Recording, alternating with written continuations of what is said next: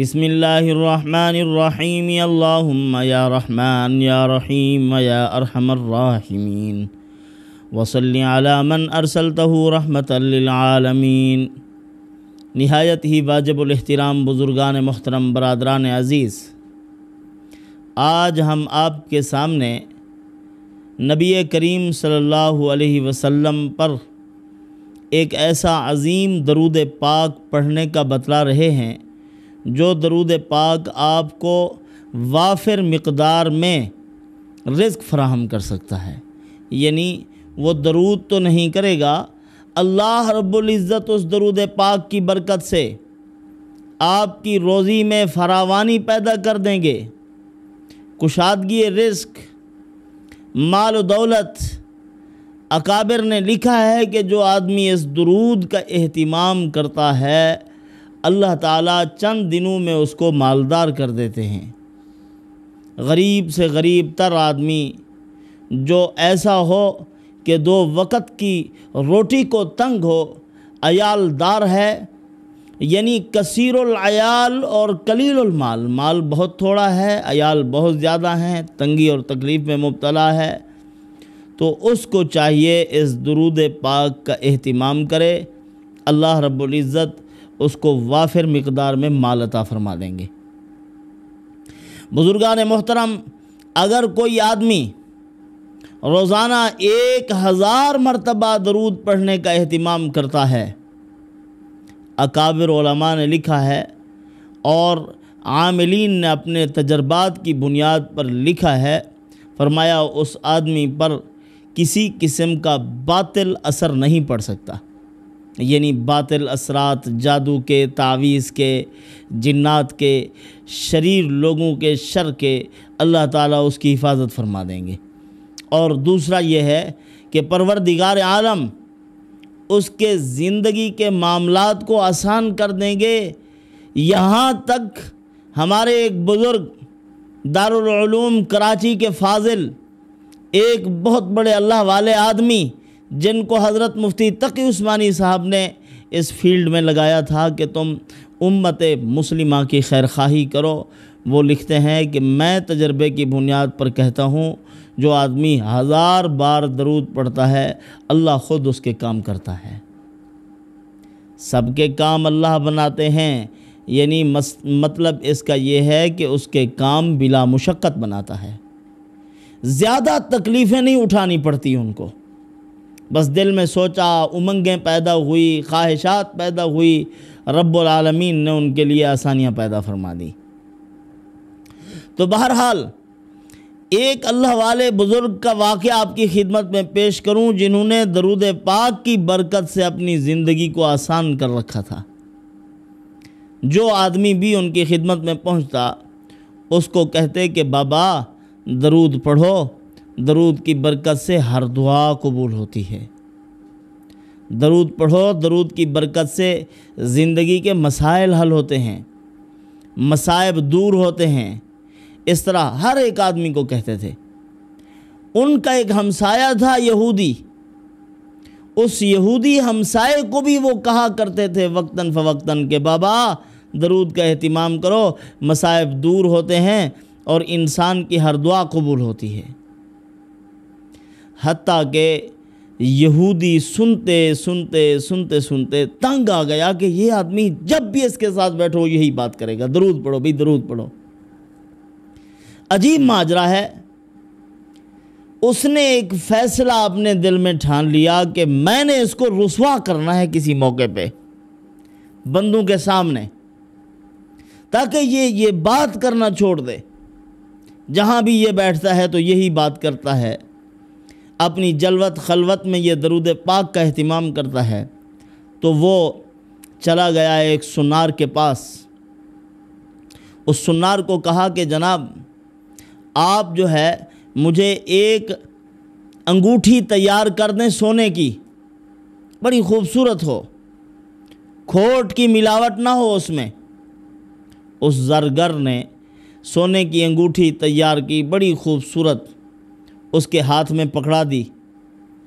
اب اس نے وہ انگوٹھی لے کر چلا گیا اسی اللہ کے فقیر بندے کے پاس۔ جو کہتا تھا ہر مسئلے کا حل درود پاک ہے، جو درود پڑھتا ہے اس کی ہر دعا قبول ہوتی ہے۔ اس کے پاس جب گیا، سلام و کلام کیا، گفتگو شروع ہوئی۔ اب اس کو کہا کہ جناب میں نے ایک سفر طے کیا ہوا ہے، میں نے لمبا چوڑا ایک سفر کرنا ہے، میں وہاں جا رہا ہوں، ایک امانت آپ کی خدمت میں پیش کرتا ہوں، آپ اس امانت کو اپنے پاس رکھ لیں، جب میں سفر سے واپس آؤں گا وہ امانت آپ سے اٹھا لوں گا۔ اس نے کہا جی جناب حاضر ہیں ہم آپ کی خدمت کے لیے۔ اس نے کہا یہ انگوٹھی لیجئے۔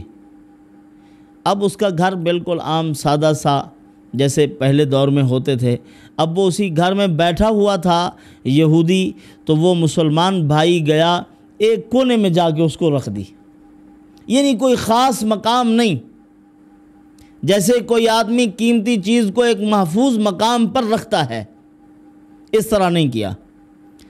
اب اس یہودی نے دیکھ لیا کہ یہ چیز یہاں رکھی ہوئی، اس کی جھانک تانک میں رہا، جب وہ آدمی دائیں بائیں ہوا اللہ والا آدمی، تو اس نے جا کر وہی انگوٹھی اٹھا لی، اٹھا کر سفر پر چلا گیا۔ اس کو پھر اس نے اپنے پاس بھی نہیں رکھا، اسی انگوٹھی کو اس نے شاید کہ یہ سمجھا ہوگا کہ مروجہ عاملین ہیں جن کے تابع جنات ہوتے ہیں یا اس قسم کے کوئی چیزیں ان کے ساتھ ہوتی ہیں، تو اس کے ساتھ بھی کوئی چیز ہوگی، اگر کہیں رکھتا ہوں تو یہ اٹھا لے گا۔ سمندر کے سفر میں تھا، تو اسی دوران ایک گہرے مقام پر ماہرین کو پتہ چلتا ہے کہ یہاں پانی اور سمندر زیادہ گہرا ہے، تو وہاں جا کر اس انگوٹھی کو ڈال دیا۔ اب کئی عرصے کے بعد وہ واپس آیا، اسی مسلمان کو ملا، ملتے ہی سلام کلام کرتے ہی اس نے وہی اپنی بات شروع کر دی، بابا درود پڑھو، درود سے زندگی کے سارے مسائل حل ہوتے ہیں، مشکلات اللہ پاک دور کر دیتے ہیں، ہر دعا قبول ہوتی ہے۔ تو اس نے کہا کہ بھائی میں نے آپ کو ایک امانت دی تھی، وہ میری امانت مجھے واپس کریں۔ مسلمان بھائی نے کہا ٹھیک ہے میں ابھی آپ کی امانت واپس کرتا ہوں، لیکن 2-4 منٹ آپ ٹھہریں، میری بیوی نے مچھلی تیار کی ہوئی ہے، میں آپ کی خدمت میں مچھلی پیش کرتا ہوں، کھانا کھاؤ، کھانا کھا کے پھر روانہ ہو جانا۔ جب وہ گھر گئے تو اس کی بیوی نے بتلایا کہ جو مچھلی آپ لے کر آئے تھے، میں نے جب اس کو کاٹا، اسی مچھلی کے پیٹ سے یہ انگوٹھی نکلی ہے سونے کی۔ اس نے جب اس انگوٹھی کو دیکھا تو کہا کہ یہ تو ہو بہو وہی انگوٹھی ہے جو میرے اس یہودی بھائی نے مجھے دی تھی۔ اس انگوٹھی کو دیکھ کر حیران ہوا۔ تو بہرحال جب وہ کھانا اس کو پیش کیا یہودی کو، واپس آئے، اس مقام پر تلاش کیا انگوٹھی کو کہ انگوٹھی کہاں ہے، بار بار دیکھا، بڑی تفتیش کی، لیکن انگوٹھی نہ ملی۔ اور وہی انگوٹھی جا کر اس بھائی کو دی۔ اس نے انگوٹھی دیکھی، اس نے کہا یہ انگوٹھی کہاں سے ملی ہے، مجھے پورا واقعہ سناؤ۔ انہوں نے کہا کہ معاملہ اس طرح ہے کہ میں نے شکار کیا تھا سمندر کے کنارے بیٹھ کے، یہی مچھلی میرے ہاتھ لگی، میں نے بیگم کو دی، اس نے تیار کیا، جب اس نے پیٹ چاک کیا تو اس کے اندر سے یہ انگوٹھی نکل آئی، اور پھر جا کر جہاں میں نے انگوٹھی رکھی تھی وہاں بہت ڈھونڈا، مجھے کچھ نہ ملا، انگوٹھی غائب تھی، اور یہ مچھلی کے پیٹ سے ملی۔ تو وہ وہیں اشک بار ہو گیا، رونے لگا یہودی، بڑی شرمندگی بھی ہوئی اس کو۔ روتے روتے اس نے اس مسلمان بھائی سے کہا کہ برادر مجھے بتلائیے کہ یہاں پانی کہاں ملے گا۔ اس نے ایک پانی کا کنواں بتلایا، وہ وہاں گیا اور غسل کیا، غسل کر کے آیا، اس کی خدمت میں بیٹھ کر کلمہ پڑھ کر مسلمان ہو گیا ہے۔ جیسے ہمیں یہ سبق مل رہا ہے کہ درود پاک میں بڑی برکت ہے، اور آج بھی ہم جو درود آپ کو دیں گے یہ روزی کی برکت کا درود پاک ہے۔ اللہ تعالیٰ نے اس میں بڑی برکت رکھی کہ اگر کوئی مسلمان اس کو پڑھتا ہے اس کے رزق میں فراوانی نصیب ہو جاتی ہے۔ تو بہرحال وہاں یہ بھی معلوم ہو رہا ہے کہ اللہ پاک اپنے نیک بندوں کی لاج رکھتے ہیں۔ ایسا نہیں کہ کسی باطل کے سامنے اللہ اپنے پیارے بندوں کو رسوا کر دے، ذلیل کر دے، ایسا نہیں ہو سکتا۔ اللہ پاک اپنے بندوں کی لاج رکھتے ہیں، ان کے معاملات کے اللہ پاک خود ضامن ہوتے ہیں۔ امام بخاری رحمۃ اللہ علیہ نے بخاری شریف میں، جو کہ حضرت کی ایک معرکۃ الآراء تصنیف ہے، لاکھوں احادیث سے حضرت نے چن چن کر احادیث پاک کو اس کے اندر بیان کیا، لکھا، اور وہی احادیث پاک، انہی احادیث میں سے ایک حدیث یہ بھی حضرت نے لکھی کہ دو مسلمان بھائی، ایک دریا کے اس پار رہتا ہے، دوسرا آدمی دوسری جانب رہتا ہے، آپس میں ملاقات ہوتی ہے، ایک مسلمان بھائی اپنی حاجت اور ضرورت کا اظہار کرتا ہے کہ مجھے ایک حاجت ہے، تقاضا ہے، لہٰذا مجھے قرض دیجئے۔ انہوں نے کہا کہ ٹھیک ہے، آپ کا گواہ کون ہے؟ انہوں نے کہا وَکَفَى بِاللَّهِ شَهِيدًا، اللہ گواہ ہے۔ انہوں نے کہا ٹھیک ہے، چلو آپ کا ضامن کون ہے؟ انہوں نے کہا وَکَفَى بِاللَّهِ وَكِيلًا، اللہ ضامن ہے، وہی کافی ہے۔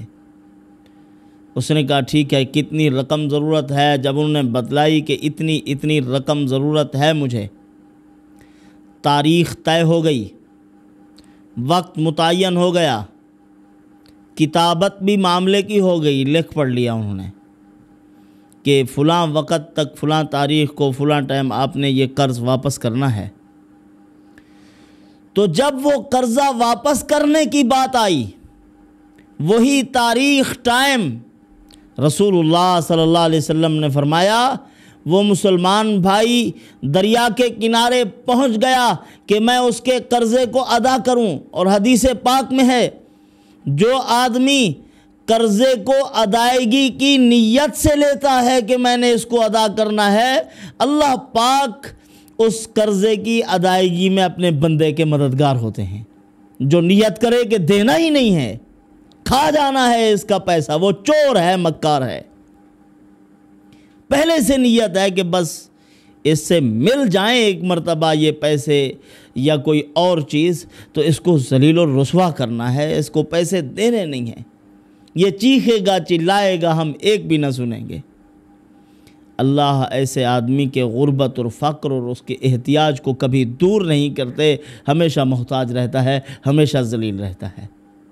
ایک کو چوٹ لگائی، پھر اس سے نکل گیا، دوسرے کو چوٹ لگائی، وہاں سے نکلا، اب ہر ایک آدمی نے اس سے زخم کھائے ہوئے ہیں، اب واپس نہیں آتا، آگے جاتا ہے، دینا تو ہے نہیں قرض۔ تو وہ دریا کے کنارے کھڑا ہو گیا، کشتی نہ ملی۔ اب وہ بیچارہ پریشان کہ کشتی ہے نہیں، میں نے قرضہ ادا کرنا تھا، تاریخ، ڈیٹ، ٹائم پورا مکمل ترتیب کے ساتھ، اب اللہ تعالیٰ سے الہا و زاری میں لگا ہوا ہے، دل میں رو رہا ہے کہ رب کریم کوئی ترتیب ایسی بنا دے کہ میں آج کی آج اس تک اس قرضے کو پہنچاؤں۔ اس کے ذہن میں اللہ نے ایک تدبیر ڈالی کہ یہ لکڑی پڑی ہے، اس درخت کی لکڑی کے اندر خول کرو، خول کر کے یہ دراہم اسی کے اندر ڈال دو، اس کا منہ پھر بند کر دو اور دریا میں ڈال دو۔ اب وہ دوسرا جس نے قرض لینا تھا وہ دریا کی دوسری جانب اس کے انتظار میں کھڑا ہوا ہے کہ وہ پیسے دے۔ تو اس نے دریا کے اندر لکڑی پھینک دی، اب وہ وہاں دوسری جانب دیکھ رہا ہے کہ کشتی تو نہیں آ رہی، بندہ بھی کوئی نہیں ہے، لکڑی چلتی چلتی آ رہی ہے، ایسے محسوس ہو رہا ہے یہ اپنے کسی متعینہ ہدف پر جا رہی ہے، یعنی سیدھی جا رہی۔ تو اس مسلمان نے اس کو پکڑا، لکڑی کو اٹھا کر گھر لے گیا کہ یہ سوکھی لکڑی ہے، پانی میں تو بھیگی پڑی تھی لیکن تھی سوکھی، کہ اس کو گھر لے جاتا ہوں، چلو آگ جلائیں گے۔ جب گھر میں گئے اس کو کاٹا، لکڑی میں سے درہم نکل آئے، وہی رقم جتنی اس بھائی سے لینی تھی وہ پوری کی پوری رقم اس کے اندر موجود۔ اب کچھ عرصے کے بعد وہ اس کا دوسرا بھائی اتنی پیسے مقدار حاصل کرتا ہے لیتا ہے، گھر سے چل پڑتا ہے، کشتی میں بیٹھ جاتا ہے، اس مسلمان بھائی کے پاس پہنچ جاتا ہے کہ جناب میں نے آپ کا یہ قرض دینا تھا، آپ یہ قرض مجھ سے حاصل کریں۔ انہوں نے کہا نہیں، واقعہ بتاؤ، حقیقت کیا ہے؟ انہوں نے بتلایا کہ بھائی اس دن مجھے کشتی نہیں ملی تھی، مجبوری ہو گئی تھی، میں نے اللہ تعالیٰ سے دعا مانگ کے ایک لکڑی کے اندر خول کر کے میں نے آپ کی رقم ڈال دی تھی کہ اے اللہ میرے اس بھائی تک پہنچا دے۔ تو اس نے کہا کہ آپ کی امانت باسلامت الحمدللہ اللہ کے فضل و کرم سے مجھ تک پہنچ گئی تھی، اور الحمدللہ میں نے وہ استعمال بھی کر لی ہے، یہ اپنی رقم جو اب آپ لے کر آئے ہیں یہ واپس لے جائیں، یہ آپ کی ہے، میری نہیں ہے۔ تو دیکھیں، معاملات چیک کریں، معاملات دیکھیں آپ ان کی ایمانداری دیکھیں۔ اگر آج ہم ہوتے تو ہم کہتے ہم نے تو وہ دریا سے ڈھونڈے تھے، ہم نے اس سے تھوڑی لیے تھے۔ امام بخاری رحمۃ اللہ علیہ نے یہاں حسن معاشرت کا ایک اہم اصول بیان فرمایا ہے کہ جب ایک بھائی دوسرے کی خیر خواہی سوچتا ہے، اللہ پاک پھر برکتیں اور رحمتیں نازل فرما دیتے ہیں، پھر ٹکوں سے معاشرے چلتے ہیں اور چند ٹکوں سے حکومتیں چلتی ہیں۔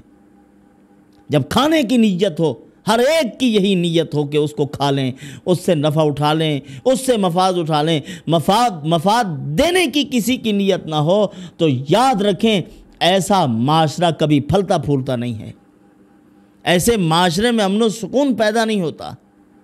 تو برکتوں اور رحمتوں کے حصول کے لیے آپ درود پاک کا اہتمام کریں۔ اس عصر حاضر میں علماء نے لکھا ہے کہ جس قدر ہمارے مسائل ہیں، یہ کس بیانی، دروغ گوئی، جھوٹ بولنے کی وجہ سے اللہ کی رحمت سے دور ہوتے جا رہے ہیں۔ تو اللہ کی رحمت کے قریب ہو جانا، اس کے لیے ضروری ہے کہ درود پاک کا اہتمام کیا جائے۔